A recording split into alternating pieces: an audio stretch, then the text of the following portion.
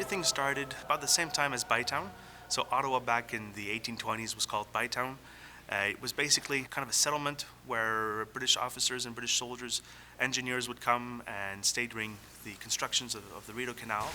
And then at some point things became slightly more permanent. Some priests were coming into the region to perform baptisms, marriages, and things like that, but they did not have a place of worship in itself. And then as the little town grew slightly, Colonel By thought of giving some land to the Catholic community in Upper Town, so about west of Parliament Hill. But since most of them lived in Lower Town, they just abandoned the plot in Upper Town, and then they waited for a more appropriate piece of land. And so this is the exact same spot as today. Showed the unity between the Christians of the region. They gathered some funds to build a stone church, and then eventually they started building the church. The cornerstone was eventually laid in 1841, and then they ended up building the church, and it's basically the main church that we see today. But over the years, they've expanded it a little bit. As priests came, they all had different ideas of what the church would look like, and so they changed their plans every once in a while. So there's this little mix and match of different architectural styles. Near the altar dedicated to the Sacred Heart, there's a commemorative plaque there that commemorates the laying of the cornerstone of the building. And so it mentions the who's who and who was the queen, who was present when the cornerstone of the cathedral was built. And a cornerstone, you'd think it would be at the corner of a building, right? But in this particular case, it's not. And that is because when the church was being built, so this would have been in the 1860s, it was built originally as a rectangle, so that would have been the corner of the church where that plaque is located. One of the rectors at the time had an idea. He wanted to build what was called an apse. It means the rounded part of any church, and so where the sanctuary is in a church. And so that was something the rector wanted to do.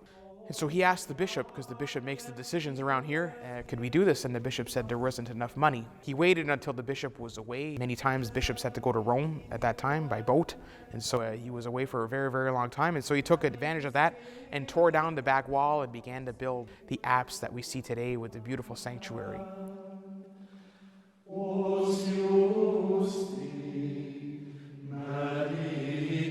So the church is not just its buildings, it's also the people that are in the building. And so we also are a work in progress. We're also a construction zone sometimes in our own spiritual lives. We'd want to have an open door policy where people can just feel free to walk in here to spend some time with our Lord, to spend some time in peace and prayer, time of recollection too. It's the kind of place we want to build here in Ottawa, that it could be the heart and soul of the city. That's what we envision when we envision a church. It's where the presence of Jesus is. For a predecessor of mine was saying that it is never boring at the cathedral, and I would agree with that. There's so many people coming from different backgrounds, some of them religious, some of them others. A way for us to connect a bit better with tourists was to create a space where they would feel at peace. We have had the initiative, helped by the Archdiocese, of using and transforming some of our space into a cafe. And so our Café des Tours is a play on word as well on some of the realities here. So it is interesting to have all kinds of people come in. I can connect with people, and hopefully our space can help people connect with God.